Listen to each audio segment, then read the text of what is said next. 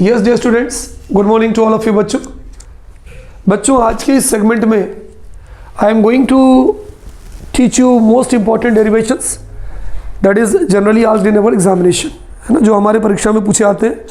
Mostly वो derivations जो है थर्मोडायनेमिक्स के मैं आपको करवाने जा रहा हूँ।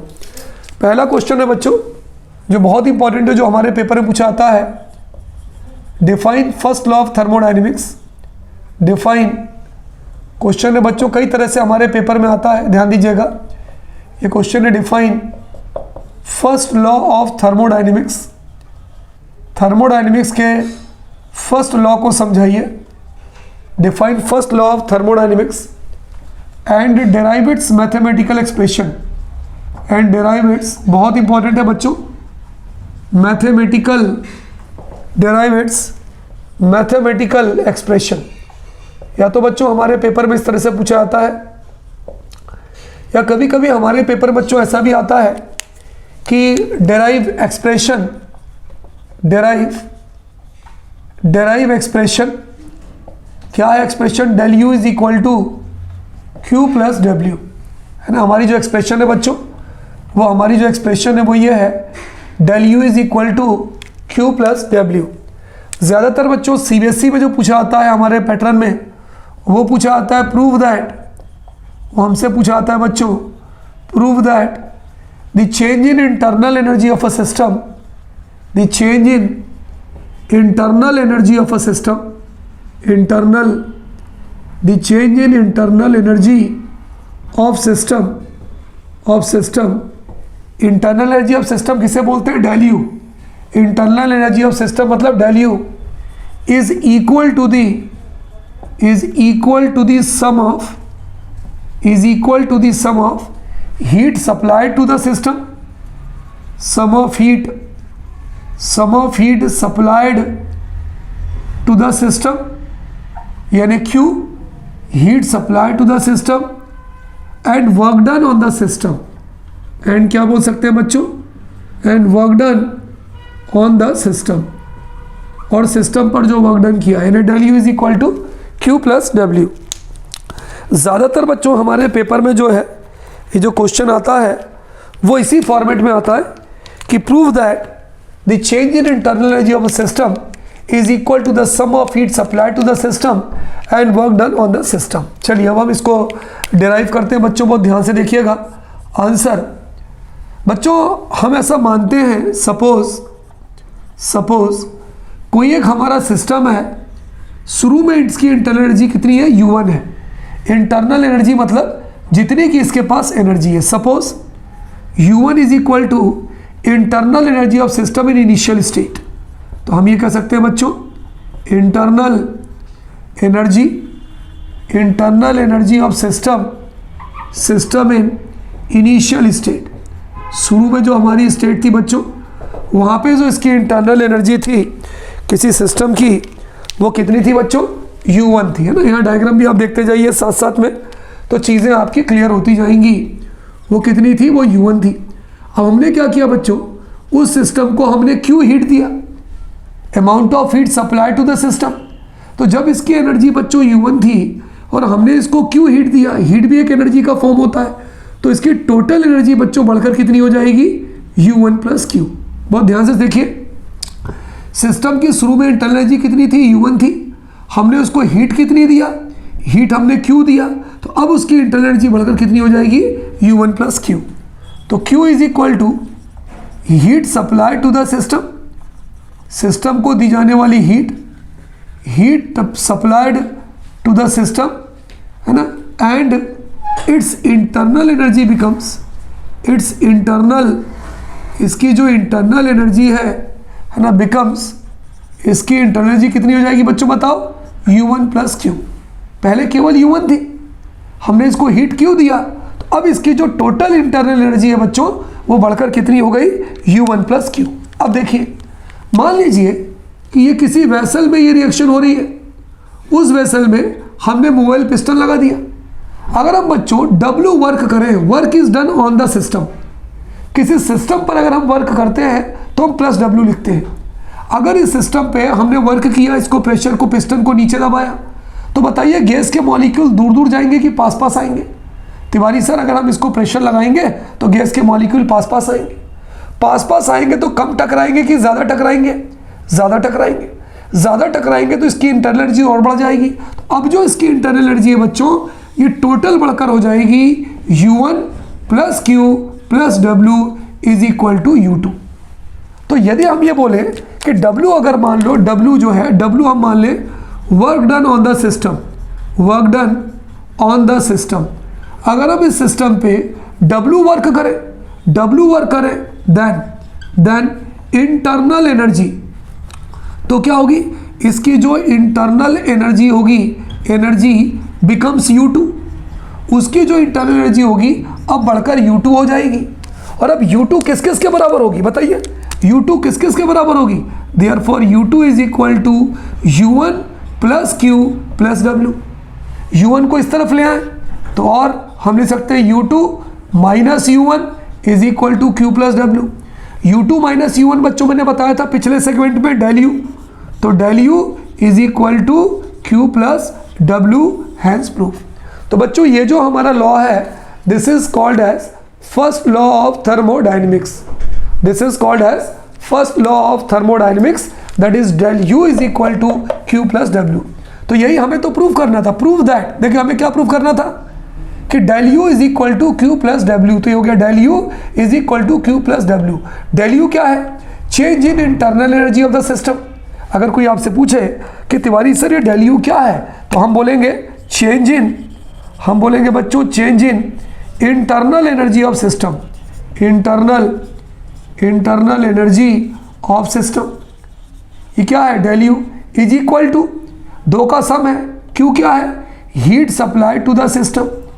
Q क्या है बच्चों यहाँ पे, Q है यहाँ पे heat supplied to the system, system को दी जाने वाली हीट, प्लस W क्या है, work done on the system. W क्या है बच्चों बोलो, work done on the system, system पर किए जाने वाला काम। तो कोई अगर आपसे बोले कि define first law of thermodynamics, तो हम इसी को डिफाइन कर दें कि according to first law of thermodynamics the change in internal energy of the system is equal to the sum of heat supply to the system and work done on the system. तो बच्चों paper में तीन तरह से question आ सकता है। U1 system की शुरू में इंटरनल एनर्जी थी, देखिए फिर से समझा दूं, यहाँ पे सिस्टम की शुरू में जो बच्चों इंटरनल एनर्जी थी वो कितनी थी बताइए, U1। शुरू में जो इंटरनल एनर्जी थी वो कितनी थी बच्चों, U1। हमने उसको हीट कितनी दिया, हमने हीट दिया Q, तो अब उसकी इंटरनल एनर्जी बढ़कर कितनी हो गई, U1 प्लस Q। वर्क कितना किया, W, तो जब वर्क डन W हुआ तो अब उसकी इंटरनल एनर्जी बढ़कर कितनी हो गई, U2 is equal to U1 plus Q plus W। Is it clear. तो हम क्या कह सकते हैं कि अब देयरफॉर U2 बराबर क्या हो गया, U1 plus Q plus W। तो U2 minus U1 is equal to Q plus W, तो U2 minus U1 is equal to del U, तो del U is equal to Q plus W। That is the change in internal energy of system is equal to heat supply to the system and work done on the system. Is it clear बच्चों, note down in your copy बच्चों। Check another question of derivation. हमारे paper में कभी कभी ये भी question पूछते हैं बच्चों कि व्हाट इज एंथैल्पी, एंथैल्पी हम किसे कहते हैं, what is enthalpy, and derive equation, derive equation, एक इक्वेशन को डेराइव करो कि del H is equal to del U plus P into del V, है ना। एंथैल्पी किसे कहते हैं, और एक इक्वेशन वो दे रहे हैं कि आप इसको डेराइव करो, del H is equal to del U. या कभी कभी बच्चों पेपर में क्वेश्चन आता है कि डेराइव रिलेशन बिटवीन, बहुत इंपॉर्टेंट क्वेश्चन है, derive relation between del H change in enthalpy, derive relation between change in enthalpy, enthalpy को हम क्या लिखते हैं बच्चों, del H and change in internal energy, and change in internal energy, change in internal, बोलो change in internal energy यानी del U, कि del H और डेल यू के बीच में क्या रिलेशन बनती है उसे आप लिखिए। अब बच्चों एंथैल्पी क्या होता है, एंथैल्पी मतलब हीट, है ना। कभी एक जनरल वर्ड में कोई आपसे पूछे कि तिवारी सर एंथैल्पी का मतलब क्या होता है, तो आप कहेंगे कि भाई तिवारी सर एंथैल्पी मतलब हीट, और एंथैल्पी चेंज मतलब बच्चों एंथैल्पी चेंज मतलब हीट चेंज, तो एंथैल्पी मतलब हीट और एंथैल्पी चेंज का मतलब होता है बच्चों हीट चेंज। चलिए करते हैं डेरिवेशन। आंसर, मान लीजिए कोई एक हम केमिकल रिएक्शन को कंसीडर करें बच्चों, ये ए रिएक्टेंट है और ये बी प्रोडक्ट में बदल रहा है। आंसर, तो ये आपका बच्चों क्या हो गया रिएक्टेंट और ये क्या हो गया बोलो, ये हो गया प्रोडक्ट। बच्चों एंथैल्पी की एक डेफिनेशन होती है, ठीक है, तो चलिए मैं पहले आपको एंथैल्पी की डेफिनेशन बता दूं। कोई अगर आपसे पूछे कि तिवारी सर एंथैल्पी को हम डिनोट करते हैं एच से, इसका डेफिनेशन क्या होती है, तो इसकी डेफिनेशन बताने के लिए बच्चों आप फार्मूला याद रखिए। एंथैल्पी का फार्मूला होता है H = U + PV, ये फार्मूला है एंथैल्पी का। इसी से आप इक्वेशन बना लीजिए, क्या कि the enthalpy of a system, H को बोलते हैं एंथैल्पी। चलिए बनाइए equation. The enthalpy of a system, किसी सिस्टम की enthalpy is equal to the sum of internal energy U को क्या बोलेंगे बच्चों, is equal to the sum of internal energy and product of pressure and volume, and product of pressure and volume. ठीक है बच्चों, अगर कोई आपसे पूछे कि तिवारी सर एंथैल्पी किसे कहते हैं, तो आप कुछ मत करिए, सबसे पहले इक्वेशन अपने दिमाग में ले आइए, H = U + PV, और इसी इक्वेशन को आप बता दीजिए कि the enthalpy of system is equal to the sum of internal energy and product of pressure and volume. तो हमारे पहले वाले क्वेश्चन का आंसर हो गया व्हाट इज एंथैल्पी। अब हमें एक इक्वेशन डिराइव करनी है कि ∇H = ∇U + P × ∇V। अब हम इसे कैसे डिराइव करेंगे, तो हम इसे डिराइव कर सकते हैं। मान लीजिए हमारा कोई रिएक्टेंट A है और जो प्रोडक्ट क्या बनाता है B, ये क्या हो गया बच्चों, ये हो गया रिएक्टेंट और B हमारा क्या हो गया प्रोडक्ट। बच्चों ये जो रिएक्शन होती है ये कांस्टेंट प्रेशर पे होती है, तो हम यहाँ लिख सकते हैं reaction takes place at constant pressure, है ना। यहाँ पर जो हमारी रिएक्शन होती है बच्चों ये कांस्टेंट प्रेशर पर होती है। हमें ये इक्वेशन याद हो गई कि H = U + PV, कि enthalpy of system is equal to the sum of internal energy of system and product of pressure and volume of system. चलिए रिएक्टेंट की एंथैल्पी मान लेते हैं H1 है, इंटरनल एनर्जी मान लेते हैं U1 है, प्रेशर कांस्टेंट है तो P की जगह P हो गया, वॉल्यूम मान लेते हैं V1 है। ये एंथैल्पी किसकी है, रिएक्टेंट की है, तो हम यहाँ लिख सकते हैं is equal to enthalpy of reactant. U1 क्या हो गया, internal energy of reactant, P क्या हो गया, प्रेशर ऑफ रिएक्टेंट, V1 क्या हो गया, वॉल्यूम ऑफ रिएक्टेंट। ठीक है, अब इसी को देख के हम प्रोडक्ट की बात लिख लेते हैं, इसको लिख लेते हैं H2, इसको लिख लेते हैं U2, इसको लिख लेते हैं P, इसको लिख लेते हैं V2।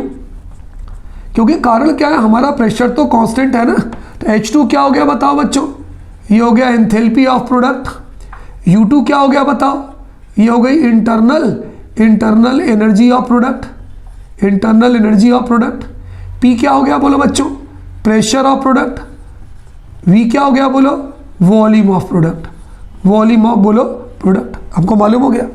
अब अगर बच्चों हम इसकी बात देखें, रिएक्टेंट के लिए अगर हम इक्वेशन लिखें, मान लीजिए किसी ने बोला ये तो पूरा ये रिएक्टेंट हो गया, ये प्रोडक्ट हो गया, ये इक्वेशन हमें याद है, तो H1 = U1 + PV × V1 reactant के लिए बन गया, H2 = U2 + P × V2 product के लिए बन गया। अब हम यहाँ पहले क्या लिखते हैं, यहाँ ध्यान दीजिए, सबसे पहले हम लिखें कि रिएक्टेंट के लिए हमारी क्या इक्वेशन बनी, तो हमारी इक्वेशन बनी H1 = हमारी जो इक्वेशन बनी बच्चों क्या बनी, हमारी इक्वेशन बनी H1, वहाँ देखिए H1 = U1 + P × V1 equation 1। Product के लिए क्या बनेगी बोलो, फॉर प्रोडक्ट अगर हम प्रोडक्ट के लिए इक्वेशन बनाए तो क्या बनेगी बच्चों बताओ, ये बन जाएगी H2 = U2, प्रेशर कांस्टेंट है, P × V2। अब हम क्या करेंगे, इक्वेशन 2 से इक्वेशन 1 को माइनस कर दे, तो on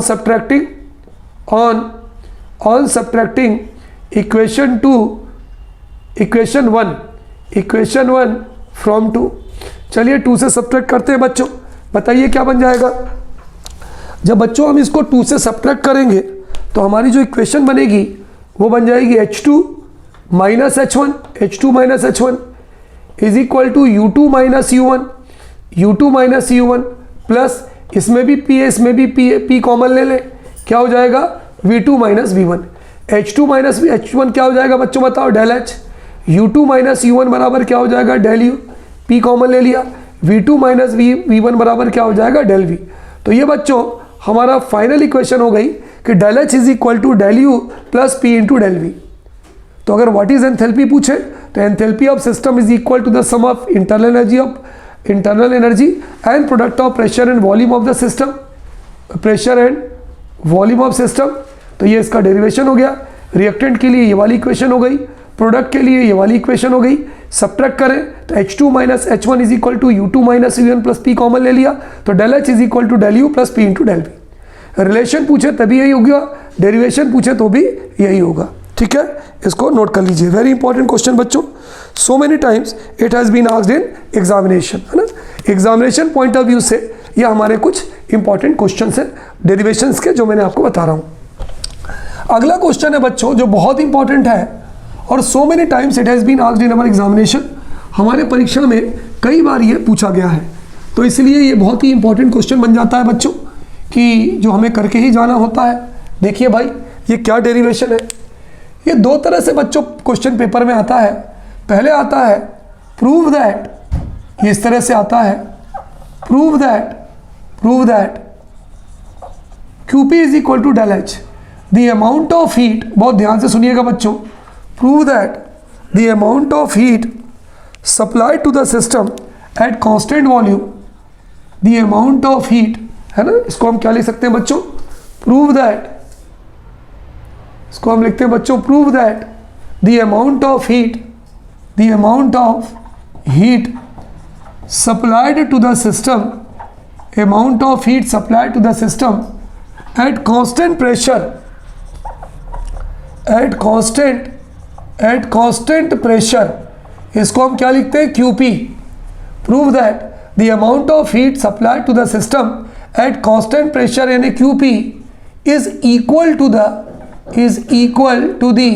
change in enthalpy of system, is equal to the change in enthalpy यानी del H of system, change in enthalpy यानी डेल H of system। इसको बच्चों हम डायरेक्ट इस तरह से भी लिख सकते हैं कि कभी कभी हमारे पेपर में ये क्वेश्चन आता है, प्रूव दैट, सिद्ध कीजिए कि, prove that QP is equal to del H। ये दो तरह से बच्चों हमारे पेपर में क्वेश्चन आता है कि सिद्ध कीजिए कि amount of heat supply to the system at constant volume is equal to the change in enthalpy of system, या QP is equal to del H। ये क्या है, amount of heat supplied at constant pressure is equal to change in enthalpy of system. कभी कभी क्या है बच्चों हम इसको भूल जाते हैं, तो इसको याद रखने का तरीका ये है pH वैल्यू, कि अगर हम कांस्टेंट प्रेशर पे हीट सप्लाई करेंगे तो वो चेंज इन एंथैल्पी करेगा ना, pH। चलिए सॉल्व करते हैं बच्चों, आंसर हम इसका देते हैं। बच्चों आपको याद हो मैंने अभी कुछ देर पहले आपको फर्स्ट लॉ ऑफ थर्मोडायनेमिक्स पढ़ाया, तो हम क्या लिखेंगे बच्चों, हम लिखते हैं according to the first law of thermodynamics, according to the first law of thermodynamics, है ना। अभी कुछ देर पहले बच्चों मैंने आपको थर्मोडायनेमिक्स का फर्स्ट लॉ पढ़ाया, क्या कहता है बोलो, वो del U is equal to Q plus W, यही तो है first law of thermodynamics. Equation 1, del U क्या है तिवारी सर बताओ, change in internal energy of system, आप चाहो तो लिख दो change in internal energy of system, तो हम इसे लिखेंगे बच्चों change in internal energy of system. Q is equal to क्या लिख सकते हैं, इज इक्वल टू Q क्या लिख सकते हैं बोलो, heat supplied to the system, heat supplied to the system लिख सकते हैं, प्लस W क्या कहलाएगा बोलो, work done on the system, work done on the system. यही तो है कि according to the first law of thermodynamics del U is equal to Q plus W। तो डेल U क्या है, change in internal energy of the system, Q क्या है, heat supply to the system, W क्या है, work done on the system. बच्चों हमें मालूम है since W is equal to होता है minus P into del V, product of pressure and change in volume, work done on the system बच्चों बराबर होता है W बराबर होता है work done on the system बराबर होता है minus P into del V, negative of product of pressure into change in volume. तो W की वैल्यू कहाँ रख दें, इक्वेशन 1 में। तो हम लिख सकते हैं ऑन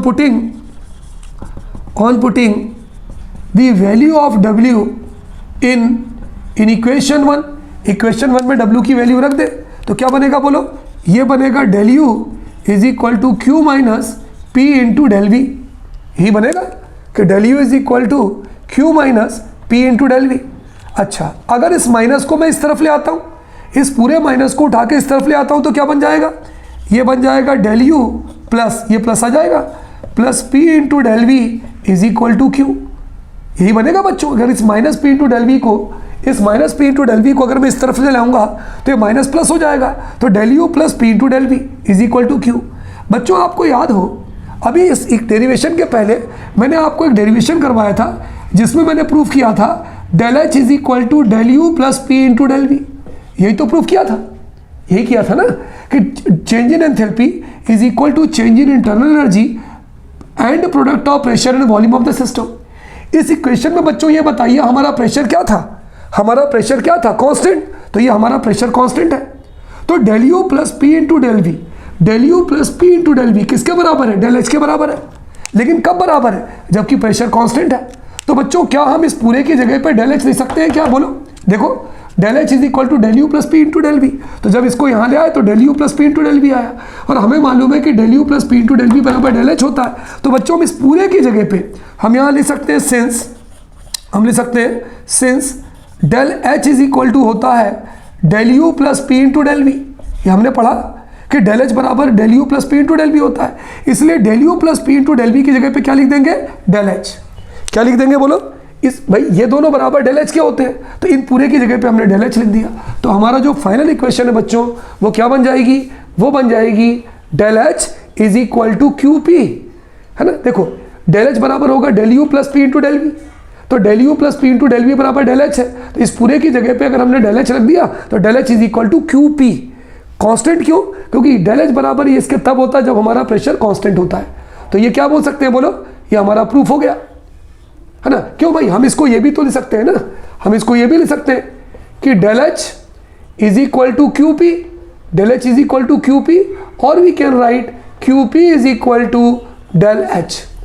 इसका मतलब क्या हुआ बच्चों, amount of heat supply to the system at constant pressure. देखिए the amount of heat supply to the system at constant pressure यानी QP is equal to the change in enthalpy of system यानी del H। तो यदि बच्चों हमारे paper में question आए कि prove that the amount of heat supply to the system at constant volume at constant pressure is equal to change in enthalpy, तो हमारा ये पूरा का पूरा डेरिवेशन होगा, है ना। नोट कर लीजिए, नोट कर लीजिए बच्चों कॉपी में। चलिए अब बच्चों मैं आपको अगला डेरिवेशन बताता हूँ, ध्यान रखिए थोड़ा सा चेंज है, पॉज करिएगा, नोट करिएगा। Prove that the amount of heat supply to the system at constant pressure की जगह पे ये आ गया कांस्टेंट वॉल्यूम। देखिए थोड़ा सा चेंज हो रहा है बच्चों, ध्यान रखिएगा। कांस्टेंट प्रेशर की जगह पे क्या आ गया बोलो, ये आ गया एट कांस्टेंट वॉल्यूम, QP की जगह पे आ गया QV इज इक्वल टू, पहले क्या था चेंज इन एंथैल्पी, लेकिन अब हमारा हो जाएगा change in internal energy of system, change in internal energy.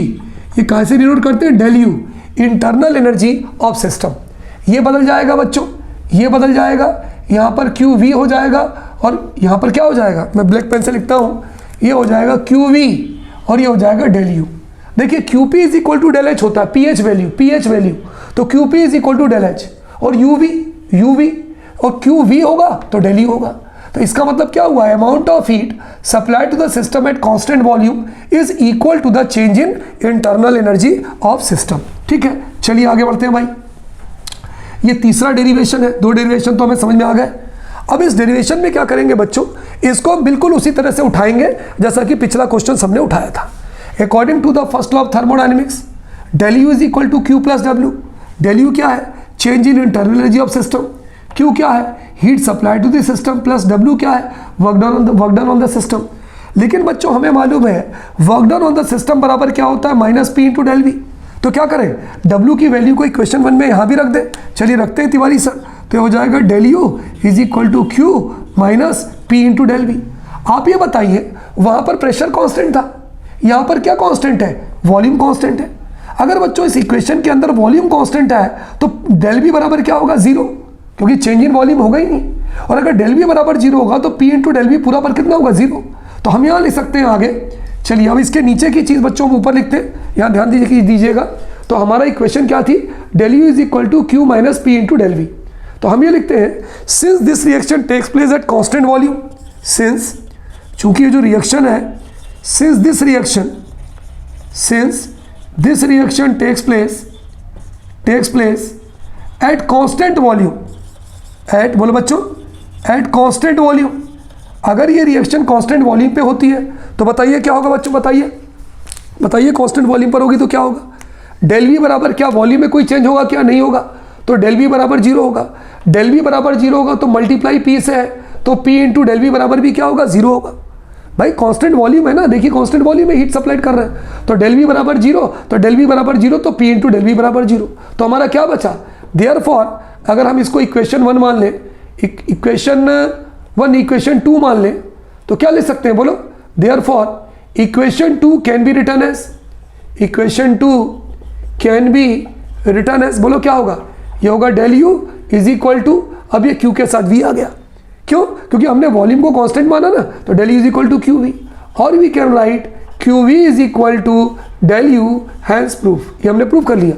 Q V is equal to del U, ये हमने प्रूव कर लिया कि the amount of heat supply to the system at constant volume is equal to the change in internal energy of system. वही हमें prove करना था कि Q V is equal to del U. बच्चों बहुत इंपॉर्टेंट डेरिवेशन है, so many times it has been asked in our examination, है ना। एक एक चीज़ क्लियर किया, इसके पहले कांस्टेंट प्रेशर था, यहाँ पर कांस्टेंट वॉल्यूम है, कांस्टेंट वॉल्यूम होगा तो ये जीरो होगा, ये पूरा जीरो होगा, तो del U is equal to Q V होगा, या Q V is equal to del U होगा। चलिए आगे बढ़ते हैं बच्चों।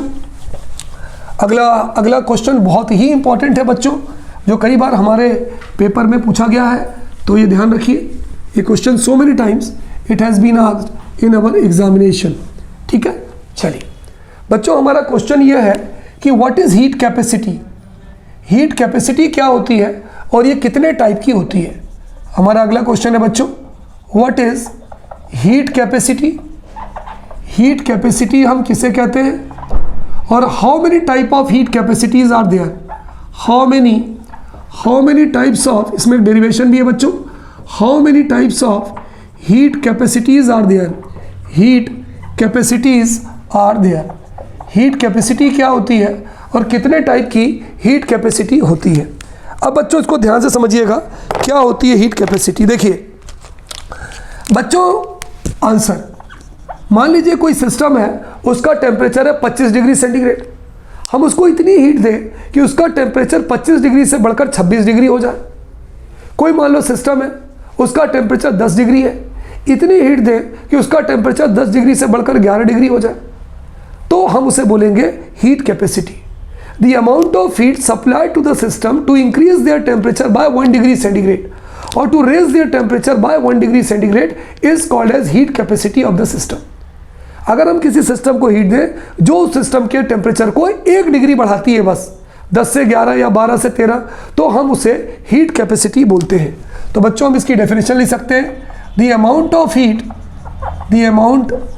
हीट, हीट का वो amount supplied to the system, जो सिस्टम को सप्लाई की गई है, the amount of heat supplied to the, किसको सप्लाई की गई है बच्चों बताओ, सिस्टम को, to increase its temperature by 1 degree centigrade, to increase its temperature, इसके टेम्परेचर को, टू इंक्रीज इट्स टेम्परेचर कितने डिग्री बोलो बच्चों, by 1 degree centigrade, to increase its temperature by 1 degree centigrade is called, centigrade is called heat capacity. हम बच्चों से क्या बोलेंगे, हम उसे हीट कैपेसिटी ऑफ सिस्टम बोलेंगे, heat capacity of system. Is it clear बच्चों? The amount of heat supplied to the system to increase its temperature by 1 degree centigrade is called as heat capacity of system. इसको कैसे denote करते हैं बच्चों, it is denoted by C. तो formula क्या हो जाएगा बोलो बच्चों, सी, देयरफॉर फार्मूला बनेगा C is equal to Q upon del T. C क्या हो गया बच्चों, तिवारी सर सी जो है ये हो गई हीट कैपेसिटी। सी क्या हो गई बच्चों बताओ? ये हो गई हीट कैपेसिटी। क्यू क्या हो गया? Rise in temperature. Rise in temperature by कितने डिग्री? 1 डिग्री सेंटीग्रेड। और डेल्टी क्या हो गया बोलो? Heat supplied to the system. Heat supplied to the system. तो बच्चों अगर कोई आपसे पूछे कि क्या होती है हीट कैपेसिटी, तो आप बोलोगे कि किसी सिस्टम के टेम्परेचर को 1 डिग्री बढ़ाने के लिए जितनी हीट हम देते हैं उसे हम हीट कैपेसिटी बोलते हैं। तो Q इज इक्वल टू, मैंने अपोजिट लिख दिया बच्चों, ये ध्यान रखना, Q इज इक्वल टू ये हो जाएगा heat supply to the system. Q बराबर हो जाएगा बच्चों heat supplied to the system, और डेल्टी बराबर हो जाएगा rise in temperature by 1 degree centigrade, है ना। डेल्टी बराबर क्या हो जाएगा बच्चों बोलो? Rise in temperature by 1 degree centigrade. तो कोई अगर आपसे पूछे बच्चों कि हीट कैपेसिटी क्या होती है, तो आप बोलोगे कि the amount of heat supplied to the system to increase its temperature by 1 degree centigrade is called as heat capacity of system.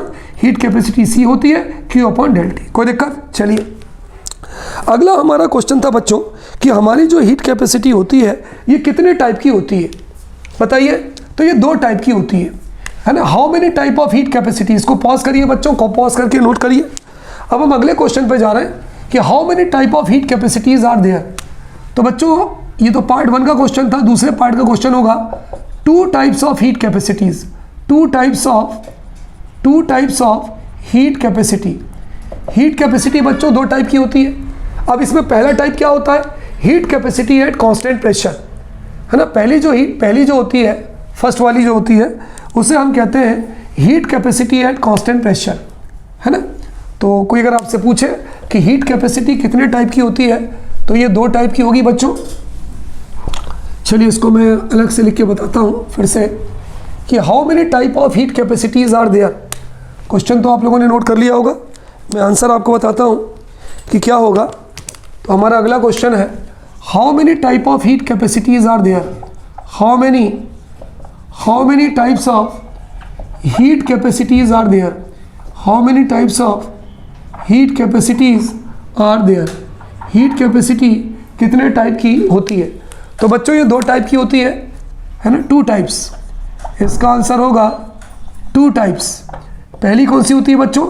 Heat capacity at constant pressure. पहली जो होती है बच्चों उसे हम कहते हैं heat capacity at constant pressure. Heat capacity at constant pressure. हम इसको कैसे रिप्रेजेंट करते हैं बच्चों? Cp से। पूरी की पूरी डेफिनेशन सेम है कि the amount of heat supply to the system to increase its temperature by 1 degree centigrade at constant pressure, बस इतना सा अंतर है। तो डेफिनेशन क्या लिखेंगे बच्चों? हम डेफिनेशन लिखेंगे the amount of heat supplied to the system, the amount of heat supplied to the system, है ना, टू इंक्रीज इट्स टेम्परेचर, वही वाली बात, या रेज इट्स टेम्परेचर। अगर आप इंक्रीज नहीं लिख रहे तो रेज लिख दीजिए। To increase its temperature by 1 degree centigrade at constant pressure.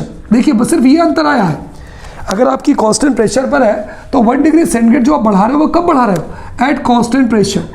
उसमें हम लिखेंगे eight constant pressure. Constant pressure पे आप बढ़ा रहे हो, उसे अपन क्या बोलेंगे? Is called heat capacity at constant pressure.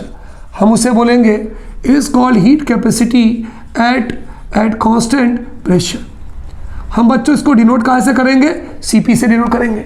Formula पूरा सेम होगा, ये होगा Cp is equal to QP upon del T. सारा सेम है। ये Cp क्या है? Amount of heat capacity at constant pressure. QP क्या है? Amount of heat supply to the system at constant pressure. और डेल्टी क्या है? Rising temperature by 1 degree centigrade. तो C बराबर था Q अपॉन डेल्टी, तो Cp बराबर क्या हो जाएगा? QP upon del T. ये नोट कर लीजिए।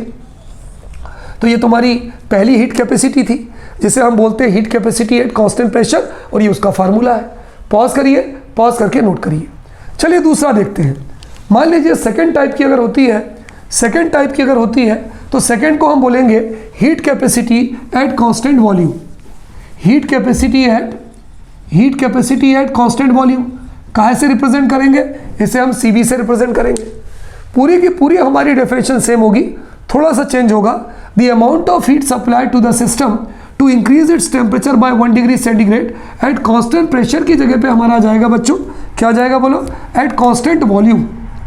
थोड़ा सा अंतर आ गया, constant volume is called heat capacity at constant pressure की जगह पे क्या आ जाएगा बच्चों, एट कांस्टेंट वॉल्यूम। कहाँ से डिनोट करेंगे, CV से। तो हमारा डिफरेंस क्या हो जाएगा बच्चों, हमारा डिफरेंस हो जाएगा CV is equal to QV upon del T. तो पहला था बच्चों heat capacity at constant pressure, CP is equal to QP upon del T. दूसरा था heat capacity at constant volume, CV is equal to QV upon del T. अब बच्चों इसी पर बेस्ड हमारा अगला डेरिवेशन है जो बहुत ही सिंपल है, लास्ट डेरिवेशन है हमारा बच्चों, है ना। इसे ध्यान से देखिए, पेपर की दृष्टि से ये बहुत इंपॉर्टेंट डेरिवेशन है and may be asked in examination, बहुत इंपॉर्टेंट है बच्चों, ठीक है। 2-3 तरह से ये हमारे पेपर में आता है। पहला क्वेश्चन ये आता है डेराइव रिलेशन बिटवीन, बहुत ध्यान से देखिएगा, बहुत इंपॉर्टेंट डेरिवेशन है, derive relation between CP and CV। CP समझ गए, heat capacity at constant pressure, और CV मतलब heat capacity at constant volume. या बच्चों कभी कभी आता है डेराइव मेयर्स इक्वेशन। इस इक्वेशन को बच्चों हम MEEYER अपोस्ट्रोफी इसे हम मेयर्स इक्वेशन भी कहते हैं, डेराइव मेयर्स इक्वेशन। या कभी कभी आता है डेराइव एक्सप्रेशन, है ना, पेपर में हमारे आता है डेराइव एक्सप्रेशन, क्या आता है, CP minus CV is equal to R। कि आप प्रूफ करो बच्चों कि CP minus CV is equal to R होता है ना। बहुत ध्यान से सुनिएगा, आसान सा डेरिवेशन है, अगर आप सुनोगे तो आपको एक बार पढ़ना है केवल। चलिए हम इसको सॉल्व करते हैं बच्चों।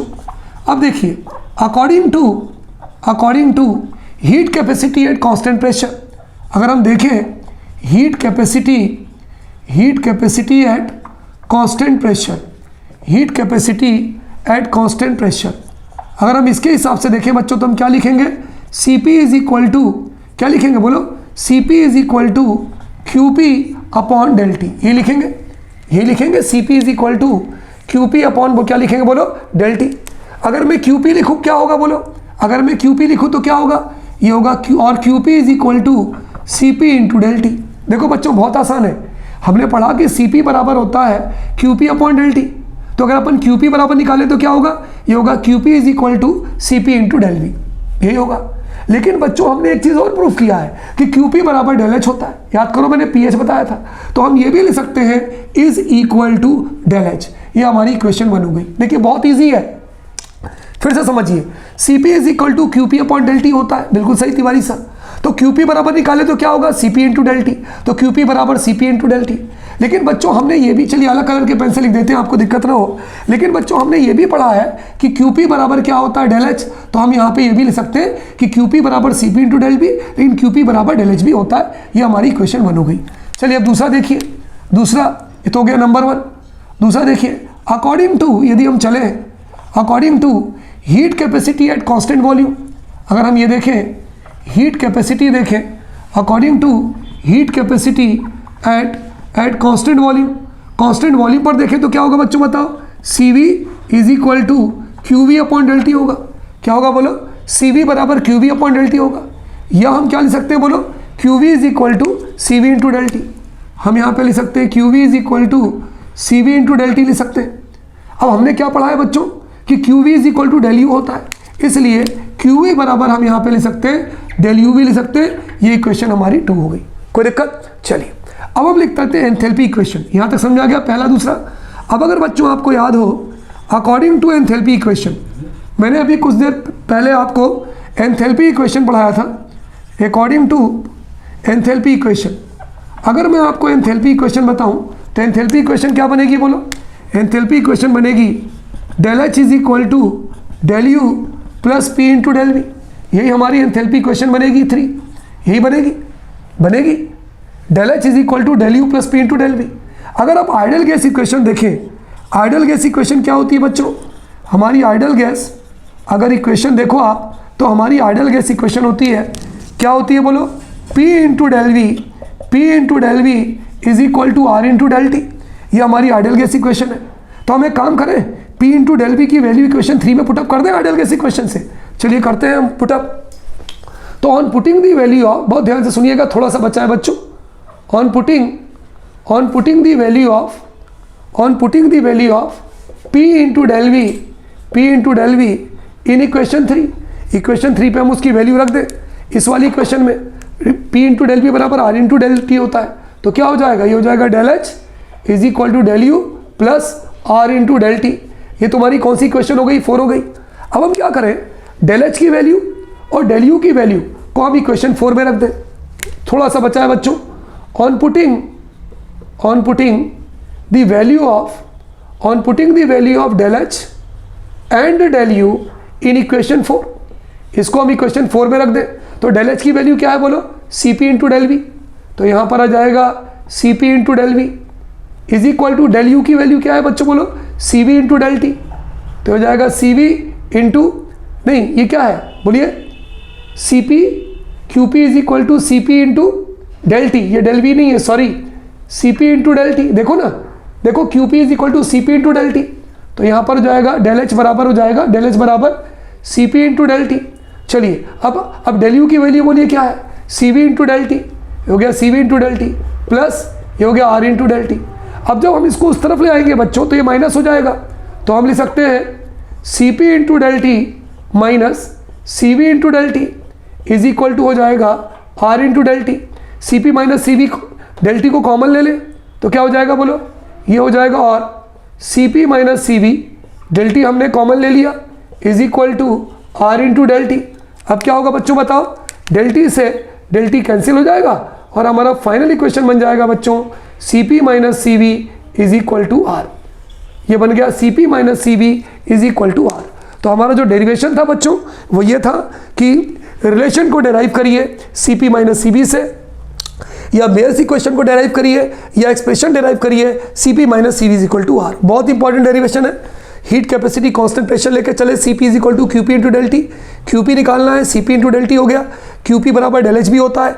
इसी तरह से यहाँ हमने देखा Qb बराबर Cv into del T, Qb बराबर डेल यू भी होता है। एंथैल्पी इक्वेशन लेकर आए, del H is equal to del U plus P into del V. Ideal gas equation क्या कहलाती है, P इंटू डेल वी बराबर R इंटू डेल टी, तो हम P इंटू डेल वी की वैल्यू हमने रख दिया बच्चों, तो क्या हो गया, del H is equal to del U plus R into del T. अब क्या हो गया, डेल H बराबर क्या होता है, Cp into del T, del U बराबर क्या होगा, Cv into del T plus R into del T. इसको हम उस तरफ ले गए तो ये माइनस हो गया is equal to R into del T से डेल टी कट गया और ये पूरा हमारा फाइनल इक्वेशन आ गया। इज इट क्लियर बच्चों? So dear students, in today's segment ये जो भी मैंने आपको जो डेरिवेशंस बताए हैं बच्चों, these are very important derivations from examination point of view. इसको अच्छे से करिएगा, इसकी प्रैक्टिस करिएगा, डेफिनेटली 1 और 2 डेरिवेशंस में come in your examination. Okay students, good day to all of you बच्चों, बाय।